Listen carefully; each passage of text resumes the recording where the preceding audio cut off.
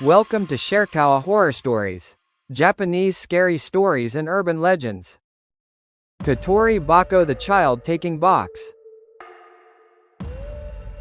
Warning: there have been reports of people feeling unwell after reading about Kotori-BAKO. Viewer discretion is advised. Proceed at your own risk. I'm the kind of guy who just browses Matome sites when I'm bored. I don't have any kind of spiritual sense at all, so I figured I'd never have anything worth posting here. But something hot happened last month, and since I got permission from the main person involved, I thought I'd write it down here. I thought that maybe people here would actually believe me. It might be a long post. Also, I'm not good at writing, and I've hardly ever written long stuff like this, so it might be hard to read. As I said in the beginning, I don't have any sort of sixth sense whatsoever. So I honestly can't judge whether this is really about ghosts or not. That's why I want you all to be the judges. The conversations I'm writing down are just what I remember, so it might come across as messy. Okay, onto the main story. This is about a friend of mine who has strong spiritual sensitivity. We've known each other since middle school, and now, almost 30, we still hang out a lot and drink together. His family has been priests at one of the bigger shrines in our area for generations. Normally he works an ordinary job, but during New Year's or shrine festivals, or weddings, he'll put on the priest outfit and perform ceremonies. They live in a house near the shrine. That day, we'd planned to go drinking, so everyone was supposed to gather at my place first. He and his girlfriend arrived early, and we were playing video games while waiting for another girl. Let's call the shrine kid M, the latecomer girl S, myself A, and M's girlfriend K. After a while, we got a call from S. Sorry, I'm gonna be late. We found something interesting in our shed, and my family got all caught up with it. Hey, you're good at quizzes and puzzles, right? I'll bring something fun with me. Just wait a bit longer, Tilda. So, about 40 minutes later, S showed up. The moment her car pulled into my yard. Shit, this is bad. Really bad. What do I do? Dad's not home today. Huh? What's wrong, M? You seeing stuff again? Are you okay? Is it happening again? This isn't just a ghost. A, this is bad. Really bad. S, are you serious? S came upstairs to my room. M's face was completely pale. S-chan, what did you bring? Take it out. Did I maybe bring something really bad? Yeah. This. We're demolishing our shed next week, and while cleaning it up, I found this. S pulled out a wooden box. It was about 20 centimeters on each side. The puzzle she mentioned on the phone must have been this. Wooden pieces fitted together like Tetris blocks, forming a cube.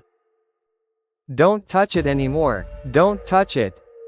The next instant, M bolted for the toilet. We heard retching. Blor. Gag gag ah. K rushed after him to rub his back. Good girlfriend, huh, lol. When M finally finished throwing up and came back, he pulled out his phone and made a call. Dad, it's a Kotori-BAKO. My friend brought a Kotori-BAKO.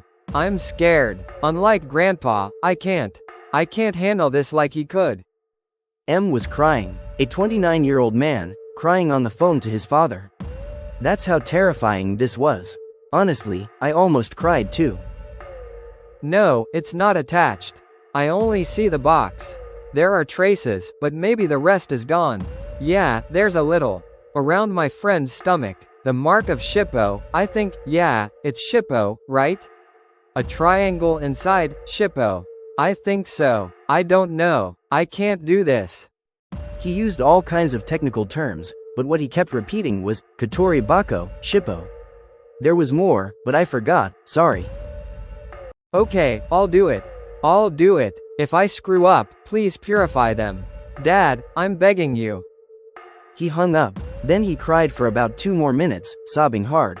Finally he said, Yosh, and sat up straight, slapped his knees, and looked determined. Hey, lend me a cutter or a kitchen knife. Hey, what are you doing? I'm not trying to kill anyone. I need to purify S-chan. S-chan, I know it's impossible not to be scared of me right now, but don't be afraid. K.A., you too. Don't be scared. Don't fear it. Don't give in. I'm here. Don't be scared. I won't lose. Don't underestimate me. Even I can do this. Just watch, Grandpa. Bastard. He was roaring like he was trying to blow away his own fear. S was half crying, trembling. K and I were almost crying too. Honestly, I nearly pissed myself. Okay, I'll try. I'll try my best. The three of us just kept repeating, okay, without even knowing what we were agreeing to. A, bring me a knife or cutter. Oh, okay. I handed him a kitchen knife. A, pinch my inner thigh. As hard as you can. What? Just do it. I didn't understand, but I had no choice but to obey. Gray. While I was pinching his thigh as hard as I could, M slashed his own fingertips and palm with the knife. I guess he needed the distraction from the pain. S-chan, open your mouth. He shoved his bloody fingers into S's mouth. Drink it, S-chan. Even if it tastes awful, drink it. Ugh. She was bawling, couldn't even speak. Then M began chanting something.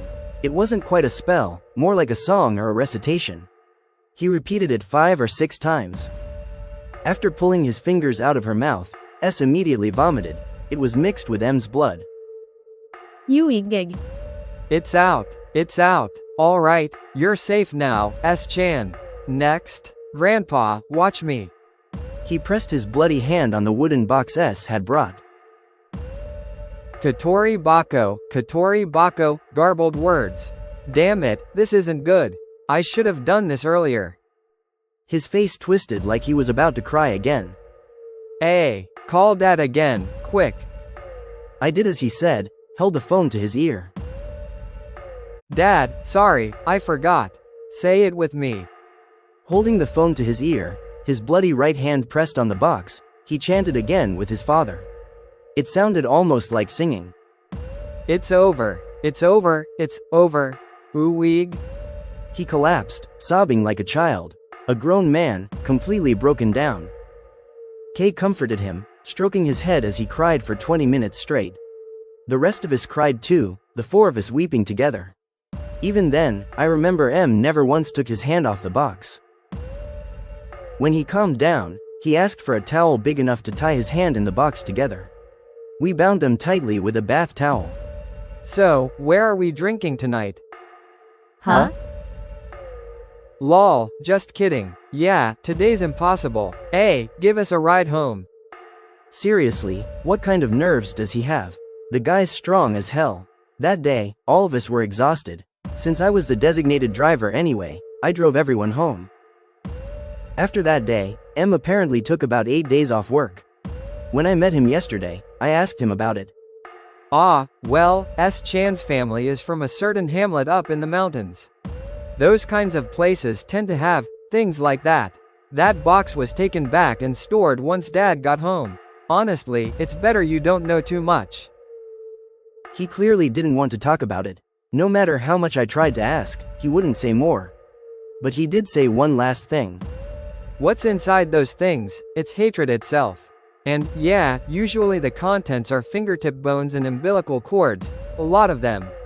That's why discrimination is evil. Human grudges are terrifying. That's the kind of thing people created out of hate. Back then, whenever one of those boxes showed up, my grandpa was the one who handled them. I thought his generation had already taken care of most of them. I never imagined I'd have to do it myself. I've been slacking off, not really helping with shrine stuff, so honestly I was scared shitless. Guess I'll have to study more, even though Dad says I don't have the talent, lol. Also, I know I said Hamlet and stuff earlier, but don't you dare go around discriminating, alright? Don't treat S any differently either, same as always. That kind of crap doesn't belong in this age anymore. Of course not, man. You don't even need to say that. But hey, can I tell this story to other people? It's way too crazy not to share. You really like this stuff, huh? Even though you can't see ghosts, lol. Exactly, that's why I like it. Go ahead, I don't care. Talking about it won't make it follow you or anything. But nobody's gonna believe you. They'll just call you a liar. If anyone asks me, I'll just play dumb. So that's why I'm writing it all here. Sorry for the wall of text. No way I'm ever imagined I'd be telling this story to such a huge audience, lol. The guy doesn't even know how to use a computer. Oh, and one last thing. There was a story on a Matome site before, about a similar wooden box. When they opened it, there were fingernails and hair inside, along with some paper mentioning Emperor Showa. Hearing M describe the contents yesterday reminded me of that. I wonder if there's a common way these cursed boxes were made? Anyway, this write-up took me the whole morning, so I'm exhausted now, lol. And by the way, 915, no, it's not Yamaguchi. Close, but not quite. This is a region where they call October, the month when the gods gather. Sorry to keep you all waiting. Wow, this has blown up way bigger than I expected. I didn't think it'd get its own thread, lol. But listen, this is the countryside I live in. If things get too specific and people start showing up as spectators, that would honestly scare the hell out of me. So please, don't dig too deep into the region. They say discrimination against Hamlets has lessened, but I think it's only gotten harder to see. And that hidden prejudice could always create new kinds of discrimination too, which is terrifying. Anyway, as many of you already guessed, yeah, it's Shimane Prefecture. Totally obvious, huh, lol. I kinda regret running my mouth, but, you know, I wanted info too. And this seemed like the place to find it. Since this thread blew up, I actually got a little worried. So I called M and S to let them know what's been going on. Even if people know roughly where it is, they won't get any real details, so don't worry, you scaredy cat. During that call, I also asked him some things I'd forgotten to ask the other day. 1. Were me and K, the ones there besides S, in any danger? 2. What about S's family, who had been playing with the box before bringing it over? 3. And, please, just tell me, what the hell was that thing? I can't stop thinking about it. I can barely sleep 6 hours a night. Here's what M said. 1 and 2. That thing only affects children, and women who can still bear children. S's dad and brother, irrelevant. Her mom, probably already past menopause. Grandma too. Of course you're safe. As for K, I did worry at first, but since she only touched it briefly, she should be fine. And anyway, if something did happen, Dad would step in. No problem. Apparently his dad was out traveling with M's mom that day. 3. M admitted that even he doesn't know the full details. But he did say this. KOTORI-BAKO literally means child taking box. He might have just been trying to throw me off, but judging by how he talked before, I think he knows more than he's letting on. Which honestly makes it scarier. Also, someone in the other thread mentioned Kitsune Tori, but I forgot to ask M about that. Didn't realize until after I hung up. Okay, so here's what happened yesterday. Sorry again for another huge wall of text. I almost didn't want to write this, but the four of us talked it over, and decided we should put it out there. Please keep in mind, we talked for nearly 5 hours, so I'm reconstructing the conversations from memory, making them flow like dialogue. I only included the main parts of what people said, and M and S have read this draft and made a few corrections. At first, the plan was for just the four of us, M, S, K, and me, to gather at my place and hear S's story. But S said, since my family was involved, and since the neighbor grandpa, J, made a fuss when the shed was being torn down, I think he should be there too. So in the end, we went to S's house.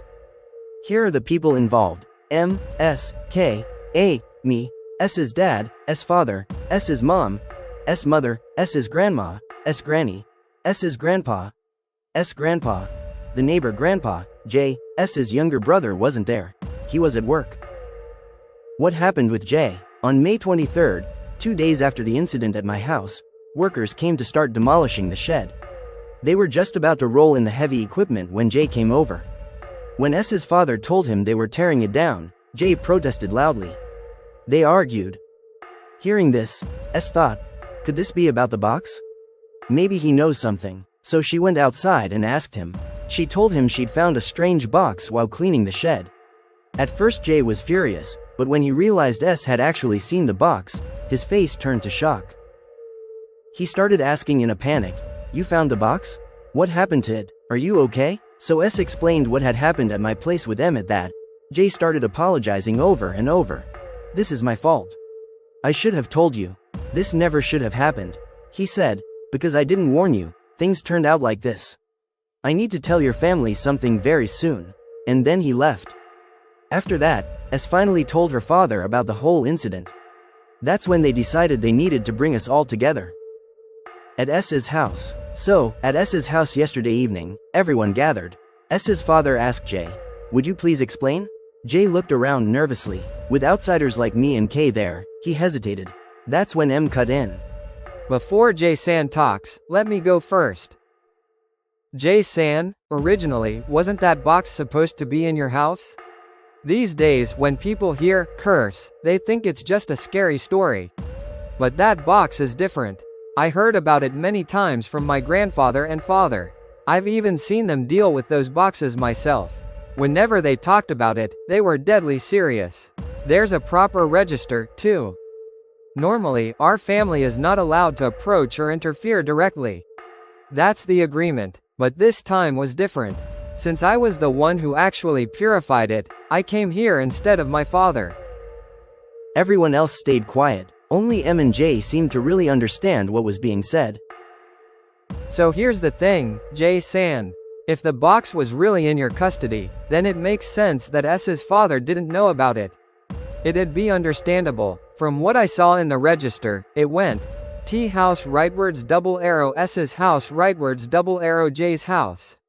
And all that within a single year. But S's grandfather passed away right after receiving it, so he probably never got the chance to tell S's father about the box. That's why I figured, maybe you didn't know either. Maybe there was some kind of mistake.